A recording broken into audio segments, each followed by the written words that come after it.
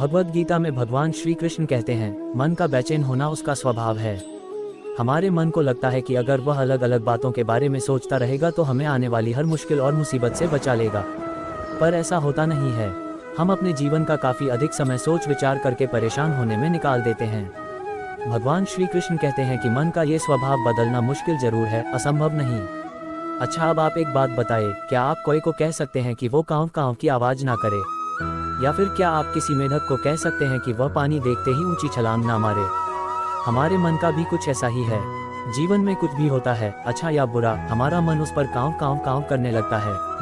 कांव कांव से मेरा मतलब है चिंता करना, व्याकुल होना। कोई बुरी बात होती भी नहीं है और मन परेशानी की ऊंची ऊंची लपटें लेने लगता है।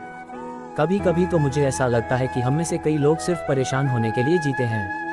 सारी परेशानी, पीड़ा, दुविधा अक्सर हमारी मन की बनाई हुई कहानियां होती हैं। भगवान श्री कृष्ण हमें हमारे मन को शांत और स्थिर करने के लिए दो उपाय देते हैं। पहला, ध्यान लगाना या मेडिटेट करना। दूसरा, वैराग्य भाव सीखना। अब ध्यान या मेडिटेशन शब्द सुनते ही आप में से कई लोग कहेंगे कि आप आंख बंद कर सांसें अंदर बाहर नहीं ले सकते। यहाँ हम सब गलती कर बैठते हैं। मेडिटेशन या ध्यान का मतलब सिर्फ आंख बंद कर बैठना नहीं होता। मेडिटेशन का मतलब होता है अपना पूरा ध्यान किसी चीज़ पर लगाना और उसे हटने नहीं देना। अगर आप रोटी बना रहे हैं तो सिर्फ उस बात पर ध्यान दीजिए। अगर आप पिक्चर देख रहे हैं तो अपना पूरा ध्यान पिक्चर पर लगाएं। यह मत सोचिए कि पिक्चर देखकर आप अपना कितना वक्त बर्बाद कर रहे हैं। जब आप जीवन के हर छोटे बड़े काम को पूरे ध्यान से करते हैं तो आपका जीवन ही एक मेडिटेशन बन जाता है। ऐसे जीवन में शांति, स्थिरता, साहस और सफलता का होना अनिवार्य है। वैराग्य भाव दूसरा उपाय। वैराग्य का अर्थ यह नहीं कि आप सब कुछ छोड़कर जंगल में जाकर बैठ जाएं। वैराग्य का सच्चा अर्थ है कि आप जो काम कर रहे हैं उसका क्या नतीजा या रिजल्ट निकलेगा उसकी चिंता ना करें। जैसे अगर आपने कोई इंटरव्यू दिया, आप ये कर सकते हैं कि पूरे मन से तैयारी करें और अपना बेस्ट देकर आ जाएं।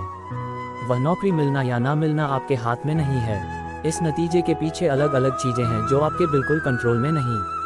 तो जिस चीज़ के बारे में आप कुछ कर नहीं सकते उसके बारे में चिंता भी ना करें।